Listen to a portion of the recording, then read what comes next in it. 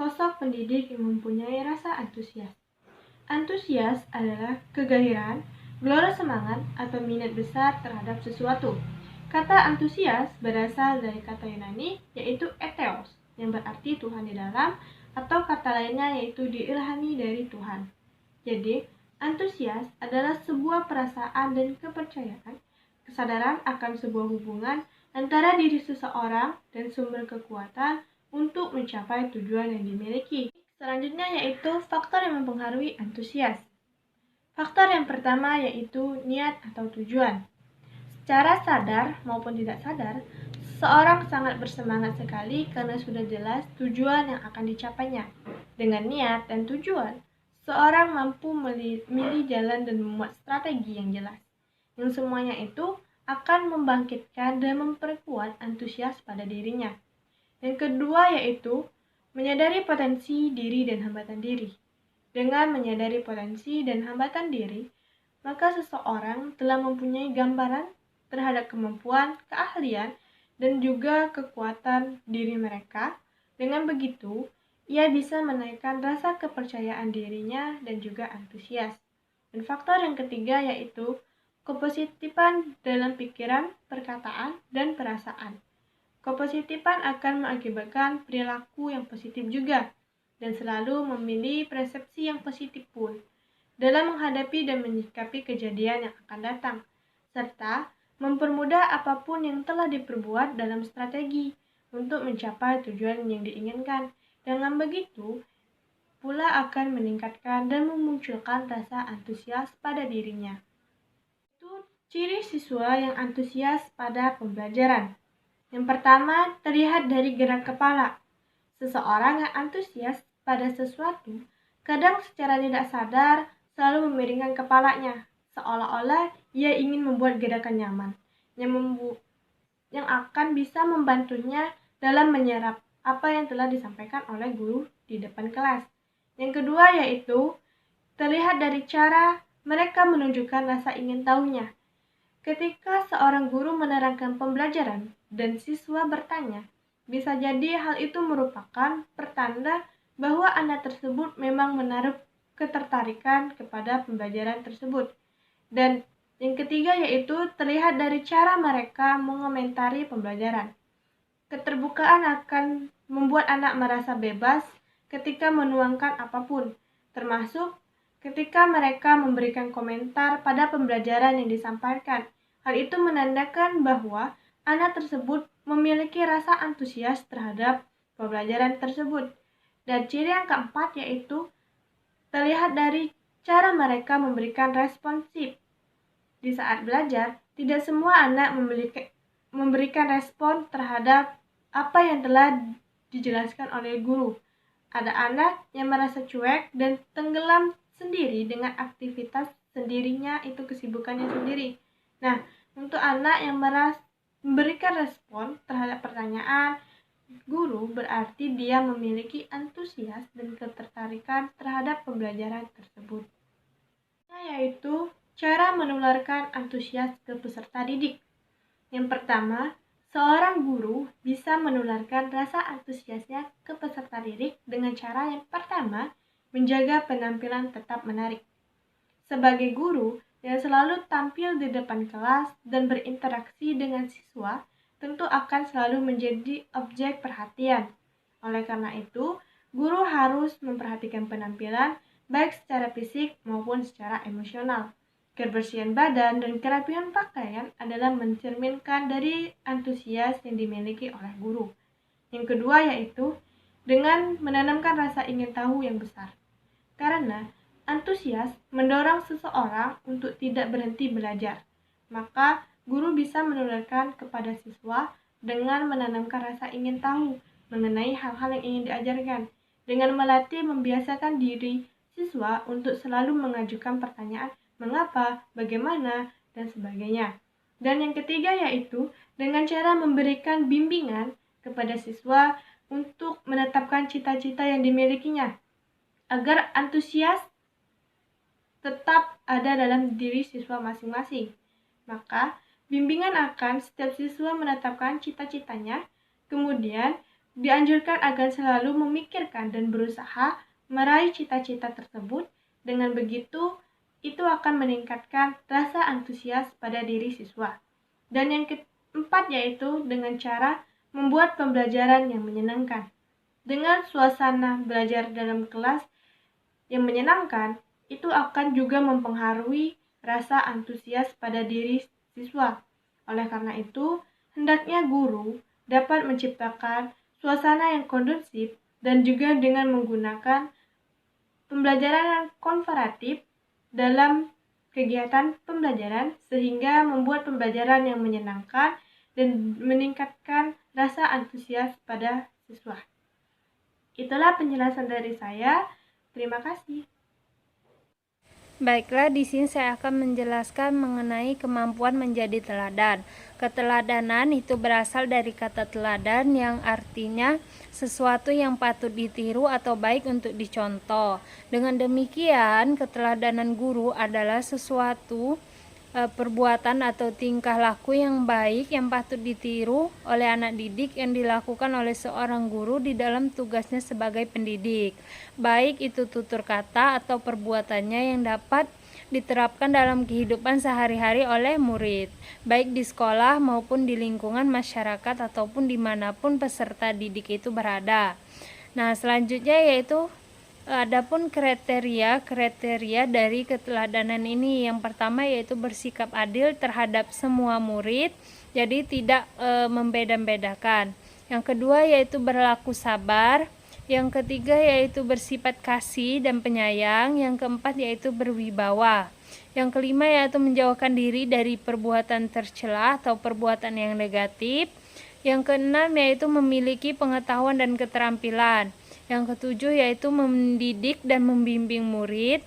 Yang terakhir yaitu bekerja sama dengan demokratis. Baiklah, selanjutnya yaitu adalah cara menjadi seorang guru teladan. Yang pertama yaitu sesuainya kata dan perbuatan. Jadi, apa yang dikatakan ya harus sesuai dengan perbuatan, tidak berlawanan arah. Yang kedua yaitu menyadari kedudukannya sebagai seorang guru, yang mana kedudukannya seorang guru adalah mendidik seorang anak untuk menjadi lebih baik. Yang ketiga yaitu terus belajar dan menambah ilmu pengetahuan. Jadi, walaupun sudah menjadi seorang guru, maka tidak henti-hentinya untuk terus belajar dan menambah ilmu pengetahuan. Baiklah, selanjutnya yaitu mengenai hal-hal yang perlu diperhatikan oleh seorang guru yang teladan. Yang pertama yaitu sikap dasar, itu dari postur psikologi seperti pekerjaan, keberhasilan, ataupun kegagalan. Yang kedua yaitu gaya bahasa atau bicara. Yang ketiga yaitu kebiasaan bekerja. Yang keempat yaitu sikap melalui pengalaman dan kesalahan. Jadi setiap pengalaman itu tidak luput dari kesalahan. Yang kelima yaitu pakaian. Yang keenam yaitu hubungan kemanusiaan, misalkan dari intelektual, moral, dan keindahan. Terutama bagaimana kita berperilaku kepada manusia yang lainnya. Yang ketujuh yaitu proses berpikir. Yang kedelapan yaitu perilaku neoritis. Yang kesembilan yaitu selera. Yang kesepuluh keputusan. Dan ke-11 kesehatan, dari kualitas tubuh, kualitas pikiran, dan semangat kita sebagai seorang guru yang teladan. Dan yang ke-12 yaitu gaya hidup secara umum. Terima kasih. Nah, yang ketiga ini adalah kemampuan untuk mempengaruhi orang lain. Nah, pengertian pengaruh itu apa sih? Nah, menurut Kamus Besar Bahasa Indonesia atau KBBI, pengaruh adalah daya yang ada atau timbul dari suatu orang ataupun benda yang ikut membentuk watak, kepercayaan, dan perbuatan seseorang. Sementara itu, menurut Surahmat, dia menyatakan bahwa pengaruh adalah kekuatan yang muncul dari suatu benda atau orang dan juga gejala yang dalam dapat memberikan perubahan terhadap apa-apa yang ada di sekelilingnya. Jadi, dari dua pendapat tadi itu dapat disimpulkan bahwa pengaruh merupakan suatu daya atau kekuatan yang timbul dari suatu, baik itu orang maupun benda, serta segala sesuatu yang ada di alam sehingga mempengaruhi apa saja yang ada di sekitarnya. Nah, menurut orang lain ini, mempengaruhi orang lain ini dalam artian yang positif, bukan mengajak orang untuk berbuat yang salah dan berbuat yang buruk, tapi mengajak orang untuk memajukan kelompoknya bersama kita. Contohnya kita adalah sebagai seorang guru. Tentunya pintar mempengaruhi ini sangat bermanfaat dan sangat dibutuhkan bagi seorang guru untuk mempengaruhi murid-muridnya sehingga dapat menjadikan kita sebagai tauladannya. Nah, dalam mempengaruhi orang lain itu tentu saja ada pendekatan-pendekatan yang digunakan. Nah, yang pertama apa sih pendekatannya? Nah, ini yang pertama. Yang pertama itu mempengaruhi dengan meminta ide. Cara meminta ide kepada orang lain mampu membangkitkan rasa ingin tahunya, rasa ingin berjuang, antusiasme, dan semangat yang tinggi dalam mencapai suatu target. Guru yang meminta ide atau masukan membuat para siswa terpengaruh untuk berpikir keras dalam mencapai targetnya dan tujuan dari sebuah pembelajaran. Ini termasuk cara yang efektif dalam mempengaruhi orang lain untuk meningkatkan kemajuan dari berbagai aspek. Sedangkan yang kedua, pendekatan yang kedua itu adalah mempengaruhi dengan teknik konsultasi. Nah, teknik konsultasi ini bisa seperti mendengarkan apa yang siswa katakan. Misalnya, ada sesi tanya jawab. Dalam sesi tanya jawab tersebut, dalam suatu pertemuan atau meeting, seorang guru tidak hanya memberikan target kepada siswa saja, namun juga menjadikan pendengar yang baik bagi siswa.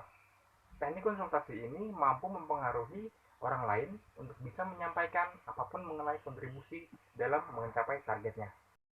Nah, pendekatan yang ketiga. Pendekatan yang ketiga ini mempengaruhi dengan pendekatan secara personal. Cara mempengaruhi yang paling baik adalah dengan melakukan pendekatan secara personal atau kepada orangnya langsung, kepada para siswa. Seorang guru yang baik bukanlah yang menjadi pemimpin di kelas dan bersifat arogan, ataupun bertindak sesuka hatinya. Seorang guru yang baik bukan hanya mampu memimpin kondusivitas yang baik dengan cakap dan tegas saja, namun juga mampu berbaur dengan baik kepada mahasiswanya. Mempengaruhi orang lain ini dapat dilakukan pendekatan secara personal, merupakan langkah yang saling menguntungkan. Jadi kita berbaur satu sama lain, baik kita sebagai guru dengan para siswa yang ada, sehingga walaupun tetap ada batasan, kita akan menjadi akrab dan lebih dengan mudah mempengaruhi orang tersebut atau para siswa tadi. Nah, pendekatan yang keempat nih, mempengaruhi dengan bujukan yang masuk akal. Bujukan masuk akal ini merupakan cara mempengaruhi yang membutuhkan argumen logis dan juga yang masuk akal untuk bisa mempengaruhi dan meyakinkan siswa. Seorang guru juga harus bersikap realistis, mampu memberi masukan atau nasihat yang dapat diterima oleh semua orang dengan logis. Jadi tidak mengada-ngada. Apa yang dia katakan kepada para siswa itu adalah sesuatu yang real dan kenyataannya benar-benar terjadi dan dapat dipercaya. Itu artinya sebagai seorang guru haruslah memiliki banyak pengetahuan dan juga pengalaman yang bisa dibagikan kepada orang lain untuk meyakinkan semua orang tadi. Nah, dari teknik-teknik di atas, pada dasarnya seorang guru dan semua orang memiliki kesempatan serta kemampuan dalam mempengaruhi orang lain. Melakukan pendekatan ada banyak caranya. Seorang bisa melakukan pendekatan dengan cara humor agar orang-orang tadi itu dapat dipengaruhi, bisa memiliki pikiran positif dan juga mempercayai dirinya. Atau cara mudahnya kita bisa juga melakukan pendekatan dengan memaparkan bukti-bukti yang ada. Pendekatan tersebut juga cukup efektif agar para siswa mengetahui fakta yang terjadi pada kenyataannya. Terima kasih. Baiklah, selanjutnya saya akan menjelaskan tentang kemampuan memberi energi. Kemampuan memberi energi ialah kemampuan atau kesanggupan yang dilakukan untuk melakukan perubahan tenaga dalam diri individu yang memberi kekuatan untuk bertingkah laku dengan giat belajar dalam usaha untuk mencapai tujuan belajar. Selanjutnya, tujuan kemampuan memberi energi. Saat guru memberikan suatu energi kepada peserta didik, pasti memiliki beberapa tujuan, yaitu pertama, membuat siswa menjadi semangat belajar. Dengan membuat siswa menjadi semangat belajar, memberi energi pada peserta didik sangat berkaitan dengan stimulus yang membuat siswa menjadi terpacu agar semangat untuk melakukan sesuatu. Misalnya, tidak mudah bosan pada saat pembelajaran dan selalu bersemangat. Yang kedua, meminimalisir rasa jenuh. Belajar pada pembelajaran di siang hari dan jam pelajarannya lama akan membuat siswa jenuh dan bosan. Cara untuk memberi energi itu bisa dengan melaksanakan pembelajaran yang menantang, misalnya seperti kuis. Yang ketiga, bantu siswa dalam menemukan tujuannya. Memberi energi yang disampaikan dengan baik akan membuat siswa terpacu untuk mengeksplorasi bakat dan potensi yang ada dalam dirinya. 4. Tumbuhkan sikap optimisme dalam diri siswa. Memberi energi pada siswa mampu memberi stimulasi positif bagi cara berpikir siswa, menjadi lebih optimis dalam mewujudkan mimpinya. Misalnya memberi energi secara sederhana seperti kamu pasti bisa menjadi juara. Kelima, siswa menjadi eksploratif. Sikap eksploratif akan membuat siswa menjadi lebih kompeten dan berusaha mencari tantangan untuk menguji atau mengukur bakat dan minat yang dimilikinya. Dan yang keenam, mengajarkan siswa agar tidak mudah menyerah. Musuh terbesar dalam diri adalah rasa takut atau mudah menyerah. Dengan memberi energi kepada siswa, maka siswa tidak akan mudah putus asa dalam menggapai cita-citanya. Selanjutnya adalah cara untuk memberi energi. Sebagai seorang guru, tidak hanya berkewajiban mentransfer ilmu pengetahuan, tetapi juga bisa memberi energi untuk siswa.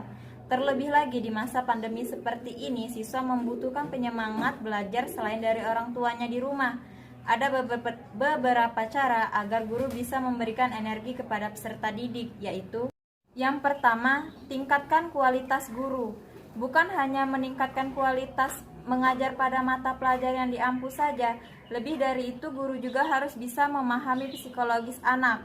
Cara guru harus bisa melakukan peningkatan kualitas itu bisa mengikuti berbagai macam seminar dan kegiatan yang lainnya yang diadakan di sekolah. Yang kedua, memaksimalkan fasilitas pembelajaran. Untuk membangun energi belajar siswa, apalagi di masa pandemi seperti ini, guru harus bisa menggunakan fasilitas pembelajaran yang ada. Misalnya, menggunakan Zoom. Dengan Zoom, guru juga bisa bertatap muka dan berinteraksi secara virtual. Dan ada beberapa aplikasi yang bisa digunakan di internet. Yang ketiga, pilih metode pembelajaran yang tepat. Pemilihan metode belajar bisa menjadi tolak ukur apakah siswa merasa jenuh atau merasa antusias dengan metode pembelajaran yang diterapkan. Guru juga bisa memilih metode pembelajaran yang sesuai dengan peserta didik yang ada di dalam kelas tersebut. Selanjutnya adalah memanfaatkan media belajar. Pada saat pembelajaran daring seperti ini, guru juga bisa menggunakan media belajar yang ada di internet. Misalnya seperti animasi. Dengan animasi dapat membantu penjelasan saat pembelajaran berlangsung, sehingga siswa tidak mudah bosan. Yang terakhir adalah lakukan evaluasi pembelajaran. Evaluasi sangat perlu dilakukan saat pembelajaran berlangsung, karena agar dapat melihat efektivitas kegiatan belajar tersebut sudah aktif atau belum dengan menganalisis nilai siswa. Itulah penjelasan dari saya ucapkan terima kasih.